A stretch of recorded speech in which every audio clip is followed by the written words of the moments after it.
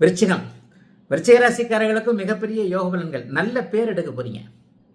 மாசத்துல ஒரு 20 நாள் 3ஆம் இடத்துல செவ்வாய் சனி இருக்கிறார். பாவர்கள் அவர் ராசிநாதனாக இருந்தாலும் சரி, சனியோடு சேர்ந்திருக்கிறார். ஆனா 3ஆம் அதிபதியாகி அவரோட தான் சேர்ந்திருக்கிறார்.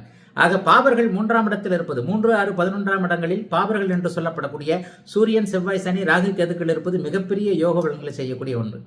3ஆம் இடத்துல அங்கே அவர் அப்படியே இவர் செவ்வாய் சனி 3ஆம் இடத்தோடு மிகப்பெரிய அளவில் 3ஆம் அதிபதியோடு செவ்வாய் தொடர்பு கொண்டிருப்பது மிகப்பெரிய யோக பலன்கள்.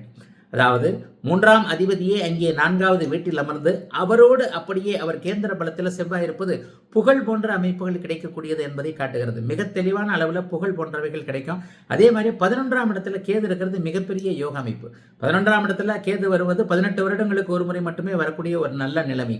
ஆக ராசிநாதன் 3ஆம் அதிபதியோடு சேர்ந்து இருப்பது, கேந்திர பலத்தோடு இருப்பது, 11ஆம் வீடு கேதுவின் அமைப்பினால் மிகப்பெரிய நல்ல நிலையில் இருப்பது என வெற்றிகளை மட்டுமே குவிக்கக்கூடிய நல்ல மாதமாக இந்த மாதம் விருச்சிக ராசிக்காரர்கள் எல்லோருக்குமே அமைந்திருக்கு.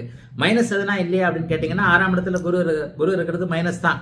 கடன் போன்ற தொல்லைகள் அல்லது ஏதான ஒரு நிலையில பணம் இழக்கக்கூடிய அமைப்புகள், மனக்கட்டுப்பாடு இல்லாமல் எங்கேயாவது இடத்துல யார்ட்டாவது ஒருத்தட்ட கடன் வாங்கிறது, கிரெடிட் கார்டை கொடுத்துறது, அல்லது சோதனையாக இன்னொருத்தருக்கு ஜாமீன் கையெழுத்து போடுறது போன்றவைகளை இந்த மாதம் தரும் என்றாலும் கூட அடுத்த மாதத்திலிருந்து குரு பகவான் 7ஆம் இடத்திற்கு மாறு ராசியை பார்க்க போவதால் மாதத்தின் கடைசி இறுதியில் 13 மாசமா அவர் அங்கே 6ஆம் இடத்துல தான் இருந்தார்.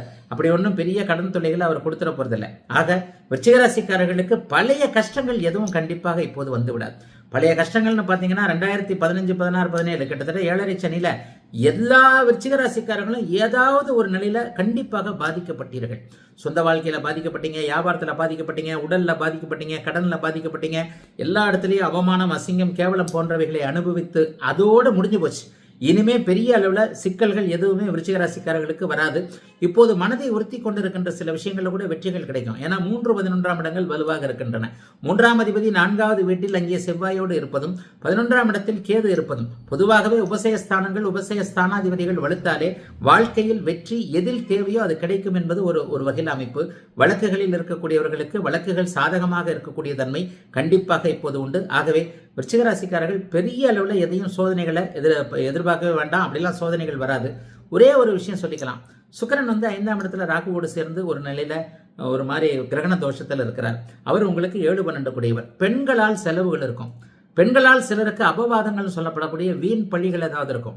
நீங்க ஒன்று பேச போக பெண்கள், அது எந்த வயதாக இருந்தாலும் எந்த உறவாக இருந்தாலும் வேறு விதமாக புரிந்து கொண்டு அதை வேற மாதிரி ரியாக்ட் ஆக போயிடுவாங்க. அப்படின்றதுனால மாதத்தின் பிற்பகுதி ஒரு 15 நாட்கள் மட்டும் பெண்கள் கிட்ட மட்டும் கொஞ்சம் அப்படியே ஒதுங்கி இருக்கக்கூடிய அமைப்புகள் கண்டிப்பாக உண்டு. ஆகவே சுக்கிரன் ராகு சேர்க்கையால் அவரவருடைய வயதிற்கு ஏற்றார் போல பெண்களால் ஏதேனும் வீண்பலி வரும் என்பதால் பெண்களிடம் கொஞ்சம் கவனமாக இருக்கணும். 15ஆம் தேதிக்கு பிறகு ஜீவனாதிபதியாகிய சூரியன் உச்சத்தை அடைவது என்பது மிகப்பெரிய யோக பலன்.